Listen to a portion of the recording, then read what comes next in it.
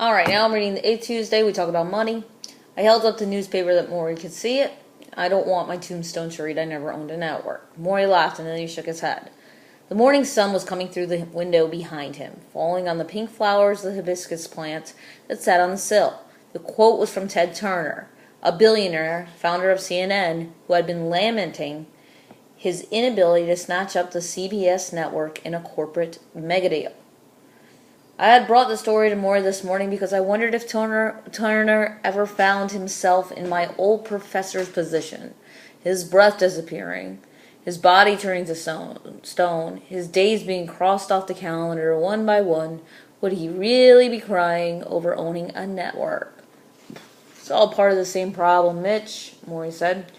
We put our values in the wrong things and it leads to very disillusioned lives. I think we should talk about that. Maury was focused. There were good days and bad days now. He was having a good day. The night before, he had been entertained by a local cappella group that had come to the house to perform, and he relayed the story excitedly, as if the ink spots themselves had dropped by for a visit. Maury's love for music was strong even before he got sick, but now it was so intense it moved him to tears. He would listen to opera sometimes at night, closing his eyes, riding along with the magnificent voices as they dipped and soared.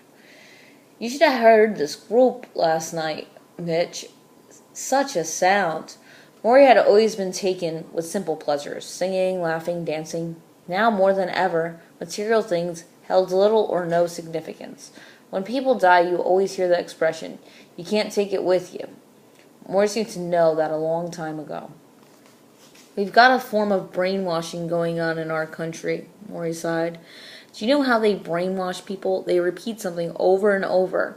And that's what we do in this country. Owning things is good. Money is good. More property, good. More commercialism, good. More is good. More is good. We repeat it and have to repeat it to us over and over until nobody bothers to even think otherwise. The average person is so fogged up by all this, he has no perspective on what's really important anymore.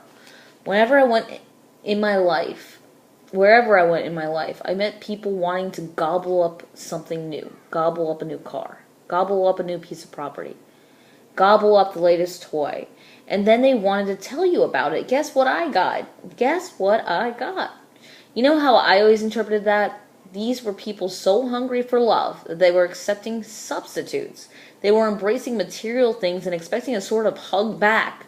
But it doesn't work. You can't substitute material things for love, or for gentleness, or for tenderness, or for some sense of comradeship. Money is not a substitute for tenderness. And power is not a substitute for tenderness. I can tell you, as I'm sitting here dying, when you most need it, neither money nor power will give you the feeling you're looking for, no matter how much of them you have. I glanced around Maury's study. It was the same today as it had been the first day I arrived.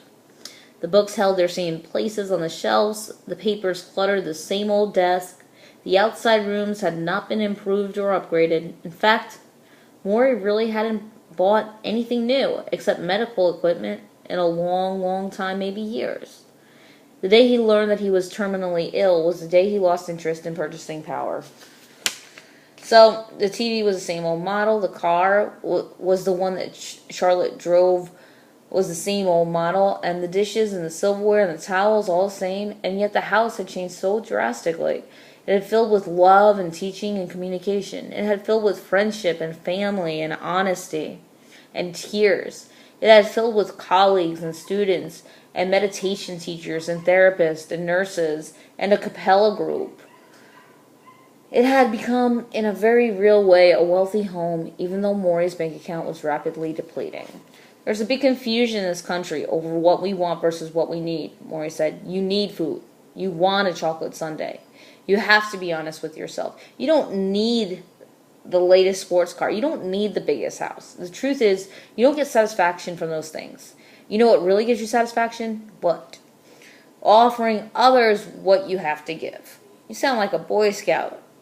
I don't mean money, Mitch. I mean your time, your concern, your storytelling. It's not so hard. There's a senior center that's open near here. Dozens of elderly people come there every day. If you're a young man or a young woman and you have a skill, you are asked to come and teach.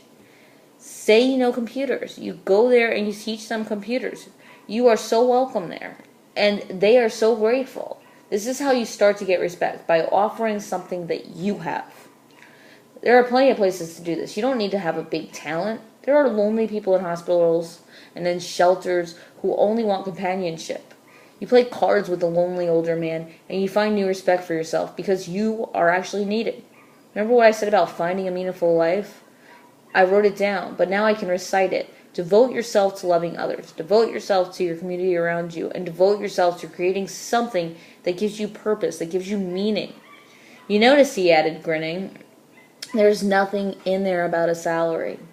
I jotted some of the things Maury was saying on a yellow pad.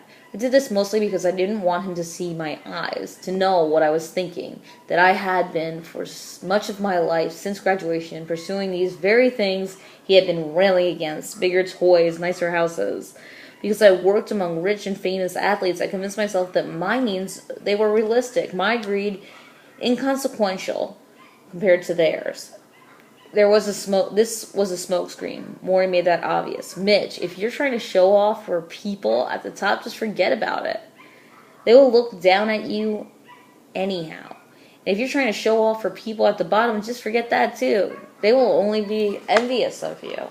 Status will get you nowhere. Only an open heart will allow you to float equally between everyone. He paused, and then he looked at me. I'm dying, right? Yes, you're dying. Why do you think it's so important for me to hear other people's problems? Don't I have enough pain and suffering of my own? Of course I do. But giving to other people is what makes me feel alive. Not my car, not my house, not what I look like in the mirror. When I give my time, when I can make someone smile after they're feeling really down, it's as close to healthy as I can ever feel. Do the kinds of things that come from the heart. When you do, you won't be dissatisfied. You won't be envious. You won't be longing for someone else's things. On the contrary, you'll be overwhelmed with what comes back. He coughed and reached for a small bell that lay on his chair. He had to poke it a few times, and I finally picked it up and put it in his hand. Thank you, he whispered. He shook it weakly, trying to get Connie's attention. It's Ted Turner guy, Maury said. He couldn't think of anything else for his tombstone. Alright, I'm going to stop there, and then we'll continue on to the next Tuesday.